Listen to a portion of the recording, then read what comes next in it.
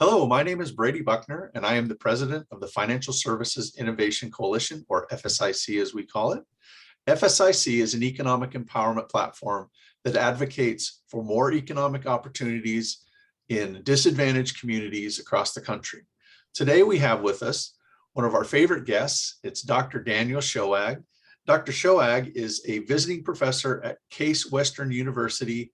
And the reason that we really like Dr. Shoag is because he is an expert on regional and urban economics, which of course is part of our target market studies.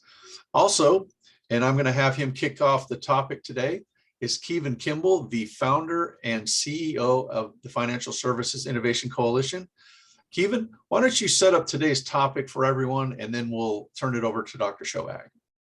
Awesome. Thanks, Brady. Thanks, Dr. Shoag, for being with us again. We love having you, and your research has been really invaluable for some of this stuff. So correct me if I'm wrong, today we're going to continue our conversation on housing policy and housing availability as it relates to underserved areas, underserved communities, and disparities in housing. In fact, I think the title for today is Policy Suggestions for Addressing the Homeownership Disparities in America. And I know you've done some research, you've broken this down by region. So download with us. Well, thanks so much for having me. It's really fun and a pleasure to get to an honor also, as well to get to talk to both of you about policy issues I really care about. So I'm a big admirer and delighted to be here. Today I thought we might talk about addressing housing homeownership disparities, which was the topic we have touched on before. The fact that white Americans are much more likely to own a home across most places, but that's a complicated problem that's not amenable to one policy solution. There isn't one thing that we can do that would solve this difference in all housing markets. And so what I thought we might be able to use some of the extra time that we have, that you're willing to have me back, is to talk about policies that might work to target this homeownership gap in different parts of the country. So, the issues facing Milwaukee might be different from homeownership gap, the issues facing some more rural parts of the country and might be different entirely from what's driving homeownership gaps in some of the most expensive parts of the country, like San Francisco or New York. And I think I'm excited to get to talk about things that we can do in all of those situations. Awesome. Well, great. Well, we don't, without further ado, please dive in. Where do you want to start? Which region? What area? Which subject do you want to tackle first? Well, as the Financial Services Innovation Committee, I don't know if your particular interest is in financial innovation, but that is what drew us together. And so I suppose we might start there. Get us places in. That's good. This is a hard enough problem that almost no matter where we start, we're going to be in deep water. So let's sure.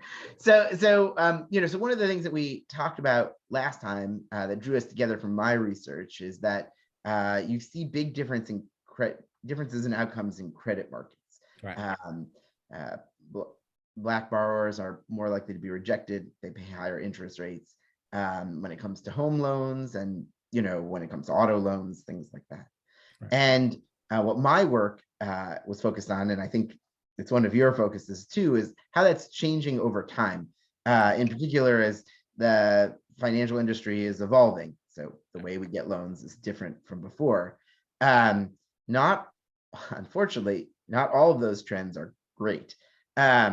One of the things that we've seen over the last several years is more and more bank branch closures and things like that. And those tend to be concentrated in minority neighborhoods. So there have just been more closures. If you take a place like Atlanta or something like that, you're seeing more and more bank closures in minority neighborhoods. And now Atlanta's generally been a place where the homeownership gaps aren't as bad as some other parts of the country, but that's a worrying trend. We know that credit availability is tied to your ease of shopping and the amount of competition And so that's something to consider. Now, well, I don't know if you want me to pause there, but yeah, I have a question. I do have a question. I don't want to mess up with your flow, but if it's okay to throw in a couple questions. One of the things with the bank branch closures and the kind of consolidation of the larger firms, it seems to me that traditional banks are not in the mortgage business as much as they used to be. Is that you're finding that mortgage lending is moving even further away from the community because there are no banks themselves are not making those kinds of loans? Yeah, so you are seeing, you're 100% on target. We're seeing, a real growth in these sort of non-bank, non-traditional lenders, and that's sort of what my work has been on, is thinking about what are the consequences of that, and offsetting some of that negative trend I was describing is, in my work, I'm finding that well, we know traditional lending markets, starting with government policy, but then continuing for years, have been a major source of inequity and discrimination. And you're picking up less of that in my research, but in the research of others, you're picking up less of that when you look at these non-bank lenders. So that's kind of an encouraging offset, is this not, mostly online lenders, call them fintech, or sort of non-traditional bank lending, that's been growing as a share, offsetting some of the declining competition with, making it easier to compete because of technology. And at least when we look at lenders who are borrowing from those institutions, I see less of a gap in terms. So that's pretty exciting. And I think you see that across a broad spectrum. So, my particular interest is housing. I think the topic here is housing. But if you looked at, PPP loans or auto loans, right, you do see areas where there's more competition, less discrimination, and I think minority borrowers were significantly more likely to get PPP loans outside of the traditional banking sector, one of these online lenders. So, this is just showing that moving away from, that traditional thing, can be part of the remedy, the policy remedy, not the entirety, but the part of the policy. No, I think that's what we noticed. That if you talk about PPP, we did notice that during the height of the pandemic, that we were actually pretty, I would say, skeptical about the ability of the SBA and banks to be fair in that kind of process, and they turned out to prove us right, that they were woefully discriminatory in their outset. So we've got to the credit supply, and we can come back to that. But tell me about community, some of the solutions. For instance, if we're talking about San Francisco, we're obviously, you're not talking about low-income housing in San Francisco. That doesn't exist. But we're places where we can make a difference. Give me some ideas about places like that. So say you mentioned Milwaukee, or say Ohio, or places where you have a significant, minority or African-American population. What are some ideas you've seen and things that can actually work? Sure, great. So just to space it out. So some areas, credit, one dimension of attack can be through credit markets, but that's not the solution everywhere. You mentioned San Francisco, and maybe we'll turn to it a bit later, but that's an area where we really want to focus on supply. The problems that are, we need to build more, right? If there's just not enough housing, it's going to be very tough to close homeownership gaps. But in places like Milwaukee, right, that's, the issue is not supply, and the issue is not, not that those aren't issues, but supply and credit markets aren't a solution alone. Milwaukee has, a long history of one of the most segregated cities in the country. We have very large differences in income. I think Black households might make something on the order of 40% of white households in the city. The segregation goes back to redlining and official government policy, and we see enormous gaps when it comes to achievement from schools. And Milwaukee, if you look at the state, Wisconsin has one of the biggest achievement gaps, and a lot of that is coming out of Milwaukee. And incarceration. It's just certain neighborhoods have been left to fester. set up to fail originally via government policies and then left to fester. And this is an area where sort of broader housing policies that I've been talking about with credit markets and supply and stuff like that. Not that they're not helpful, but you need a more targeted neighborhood-based approach. So there's been some policies within Milwaukee, you know what I mean, community-led groups or city-funded initiatives to support down payments and turn renters into homeowners and invest in the community. But this is something where maybe, policy at a bigger level might pay off. There's President Biden was pushing this neighborhood tax credit. So we'll see. But, I do think that when you analyze a policy in a place like Milwaukee, what you're looking at is not broader housing solutions, but targeted towards certain neighborhoods. Would some of that be, how much of that would be, sort of affiliated with or attributable to like workforce? And because you saw income is 40%, if you've got 40% income, is almost, I don't say it's impossible. It's very difficult to solve a housing problem, even if you have down payment assistance. If you're talking about a 40%, 60-point gap in the income levels. Yeah, and it goes to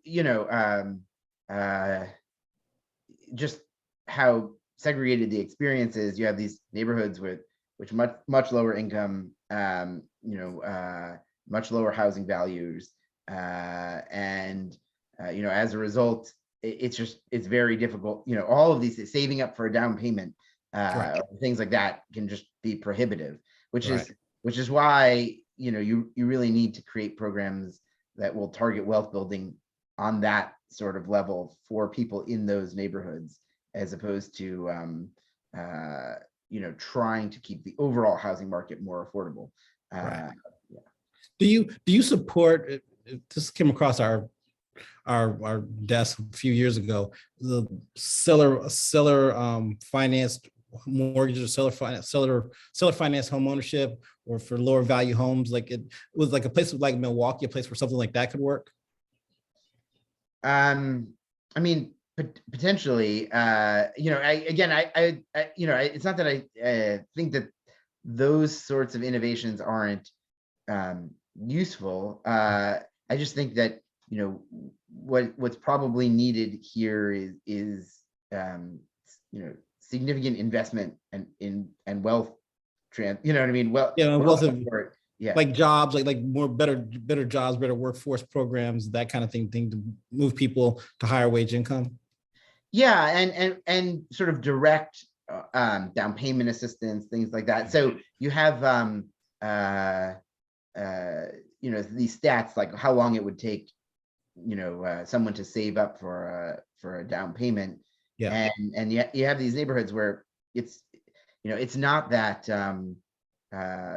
housing objectively is so expensive, but relative to the income budgets, it's just not going to work. And you haven't had the appreciation for existing homeowners to build that equity that might support down payments for the next generation or things like that.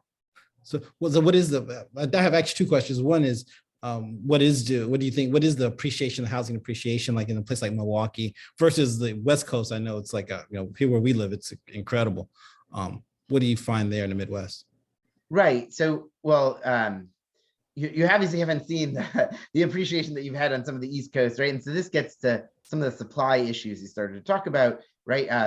Milwaukee isn't like that, but even within Milwaukee, you sort of have two Milwaukees going on at the same time. And, so that's a huge issue. The appreciation that we've seen, let's say, in DC or in Boston or something like that, that cuts in two ways. On the one hand, people have, the older generation of homeowners, which is already a huge gap across racial lines, but they've accumulated equity. But it means, younger potential homeowners face a real barrier. And so in places like that, you you almost, you wish the policy supply should be to increase supply to bring down home Pricing. prices, right? That's in some of these neighborhoods in Milwaukee, the absence of the appreciation is actually is the other side. And this is why we're having this conversation talking about differences in different places. The thought that in some of these neighborhoods in Milwaukee, you would want to bring down housing prices is exactly the wrong approach. You know what I mean? Right. Yeah. Let me ask you a question. This is related to credit, but you mentioned the income, and there's always I just talk about credit scores, but there's a tie to income and credit scores, right? I mean, it's a correlative effect.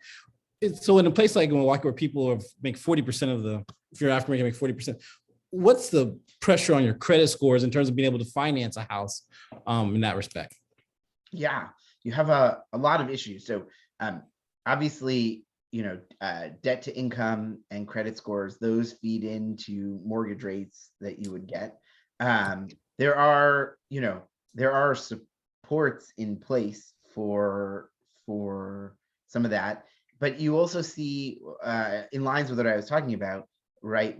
Differences in credit availability across places, even holding credit score and incomes constant. So you have the case where Black households that are making six figures are more likely to live in lower income neighborhoods than white households making less than that in places like Milwaukee.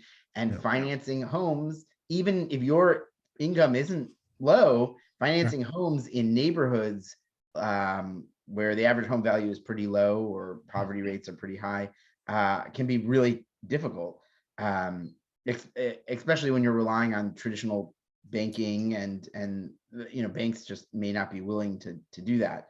And so this is something where financial and services innovation, right, can be very useful, because there are people who could buy homes in some of these neighborhoods and could be investing in some of these neighborhoods and just can't get the mortgage.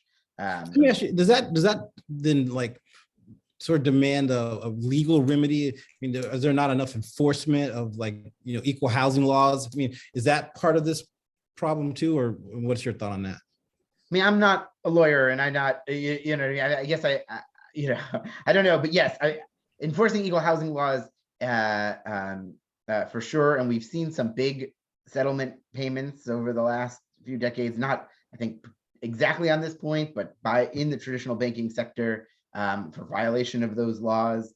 So that's certainly an issue. Under the Obama administration, there was a very large settlement with several of the banks. Addition, financing, can be more difficult to get on something like a townhouse or condos, right? And so there are, even within the law, there are, pieces of mortgage financing that make it more difficult to get. Well, the reason why I asked that question is, I mean, you point out that there are people who could definitely afford a home, qualify for a home if they could get the mortgage. Then we're talking about policy solutions that put a lot of the onus on everyone except for the people who have the money to make the loans, right? It's just, so sometimes you get the kind of awkward or the wrong balance or wrong focus of this, and that's why I asked you. It may be that it's all innovation, but it seems like if everyone knows the banks have more discriminatory outcomes than, say, online lenders, that may be time that we actually have a more robust conversation about holding their feet to the fire. Yeah, I mean, it's a thought process. The thought makes sense to me. I'm not gonna have you put you on the spot so Bank of America tries to revoke your mortgage or anything. But I just well, I went through one of these online lenders when my mortgage is now. But so what can we do to promote that competition? Well, one is broadband access, internet access. That is not, you and I maybe live on the internet. We're recording a podcast, so we don't know each other all that well, but I'm guessing the internet, but that's not true for everybody still. Right. And so a lot of the country yeah, isn't online the way that, well, I might be. Right. And so that can be something. And so, expanding, kind of bridging this digital divide, making sure that, and then honestly, education about shopping around for mortgages is really important. There's some nice work by Andreas Fuster and other co-authors at the New York Fed who look at just how much money people leave on the table by not shopping around when it comes to loans. And it's kind of staggering. The percentages don't sound big when you say, oh, I'm not, well, instead of paying 3%, I'm paying 4%, you know what I mean? But Right. it doesn't sound big, but it's a lot of money. And Yeah, over time on a big loan, on a $400,000 or $200,000 loan, it starts to add up. Yeah. Yeah, and it's worth putting in that extra call. And so, that sort of education or assistance can make a big difference. If there was somewhere you can go that would help you navigate some of this stuff, that can make a big difference. Hey guys, in the essence of time, I know we have 3 regions to get to, and we've talked about Milwaukee a lot. Is there any way we can pick a specific policy in Milwaukee that we could change, or start talking about Dr. Shoag, you have a couple other regions that you want to point out because how much different they are than the issues in Milwaukee. Sure. So, well, I guess, How about this? How about we, I mean, we'll make it easier on you. I'll make it a little easier on you. How about we talked about Atlanta, we talked about Milwaukee. Let's leave the high end like San Francisco. And so let's leave those off the table for now. But if I'm looking at, say, Florida, because there's a lot of people moving to Florida that we talked about, or even Louisiana, places like that, what is your research? What has your research found? I mean, you've talked about some solutions, more direct investments in not deposits, but down payments. We're talking about income increasing. What is the government doing wrong, or what is the government doing right, or what aren't they thinking about in terms of this holistic solution? Well, so when you specifically mention Florida or Louisiana, I mean, you bring to mind, you're worrying about climate change a bit. I imagine that that's something that you're thinking about as well, and that's something that it's hard for people to see necessarily, when they're doing their own private, decision making about where's a nice opportunity for me. We've seen people moving to Florida for a long time, partially priced out of these more expensive cities, or drawn by the weather. And but as climate change becomes, with sort of a longer term horizon for policymakers, right? Climate change should become a worry. So when you're thinking about, my individual decision, I'm not considering the costs, of future environmental change, but we want our policymakers to be doing that.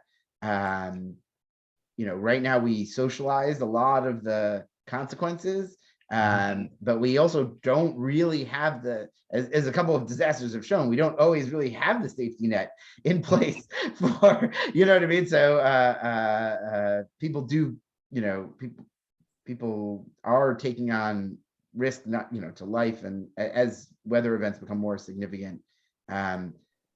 So you would want to see policymakers taking that into account. What else? So what else have you been thinking about then? As we've talked about this in the past, that we would like to put together 4 or 5 policy solutions that are like a menu, like a buffet of items that if you put them on the table, then different cities can figure out which ones to use to address theirs. Like, so if you had like 5, what would be your top 5 like menu items? Great. Well, so just to recap what I think we've talked about, in some parts of the country, supply constraints are really what's locking people out of housing. It's just impossible to build in some parts of the country. Housing has become extremely expensive. And instead of seeing the kind of filtering down process we tend to see, you really sort of priced out the lower end of the income distribution. It's actually a great paper that came out within the last month. The context was pretty different. Somewhere in Scandinavia, but they had actual people they could trace address to address, and they looked what happened when they built market rate housing, and they could see, richer families move into the market rate housing name by name, and then the lower income families who moved to where the richer families used to move, and then you see everyone move up the ladder in a way that you just couldn't before. And so we could infer that in the US, but not see, person by person, that chain of events. So it was, it just goes to show, oftentimes you see this discussion about market rate being opposed to affordable housing. And really, as an economist, you think about, hey, construction brings down prices, supply brings down prices across the board. Then we have, in places where there isn't sufficient competition, or competition among lenders is weakening in the traditional sector, expanding credit access via increased competition from non-traditional lenders like online and education to that. And then we talked about, in some parts of the country where segregation and poverty are real problems, we need targeted investment in neighborhoods that have been left behind, that there really isn't general market solutions to those particular problems. Speaking, more broadly, there's issues that come with sort of, so you asked for 5. You can have 3 or 4. I just picked 5 exactly. Yeah. 4. That's right. We don't want 3.5. We want 5 solutions. Sure. So, one thing that we haven't touched on is thinking about, the pandemic and the consequences there, and we're still trying to figure that out a bit. Everything is moving quickly. Some parts of the country are more or less acting as if back to normal, and other parts of the country, behavioral patterns have been really different, and we may not see the return to the same sort of patterns of commuting and stuff that we've seen before. And big employers have moved more workers remote and things like that. So I think thinking about the fallout of some of that, what it means for household formation. So, during quarantine, we saw, real big changes in what those sorts of things mean. And unfortunately, tragically, we've lost hundreds of thousands, nearly 1 million, Americans, including a lot of people who were heads of households. So, what becomes of that? Right. So, I think it's still a little early to understand. At the beginning, there were some pretty worrying signs when it came to equity and disparities as a result of COVID. Then there were, big financial transfers. Now we're seeing a lot of inflation. Where do we wind up? That's something policymakers have been thinking about. I know, as the Federal Reserve raises rates, who's going to bear the burden of that, and what does that do to disparities across the country? Those are things that I think need to be on people's minds. I don't know that I have the answer to that, but that needs to be something we're thinking about. No, listen, I put you on the spot, but just because you're one of the smartest people that we know, so I always like to get your input. We will come back to you with more questions as always, and hopefully have you back again. I don't, Brady, unless there's something else that I didn't ask that's glaring. I don't think I think we've covered a lot in this 35-40 minutes. Yeah, that was a great discussion, gentlemen. It was very technical, and I hope that we can follow up on this with maybe some things that FSIC is going to do at the federal level that will address some of these as we learn more from folks like Dr. Shoag.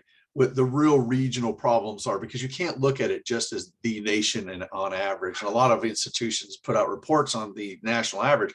It doesn't really help us, because as you've shown today, there's a huge difference between Milwaukee, Atlanta, and other areas of the country. So, Kevin, did you have any final comments before we close it? No, this is great. As always, this is Sorry, I didn't have more on climate change ready. That was my fourth city. I just well, we will do climate change. Did I send you? I was going to email you. Now the listeners get you cut this off, Brady, if you want. But there was a hurricane or tornado in Florida 3 weeks ago that wiped out like 120 houses, and I meant to send that to you for just for that purpose.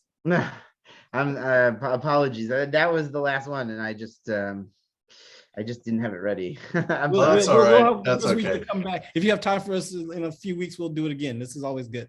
Sounds great. All right, gentlemen. Thank you again, everybody. Thank you for listening to the FSIC podcast with Kevin Kimball and Dr. Daniel Shoag. We'll see you next time.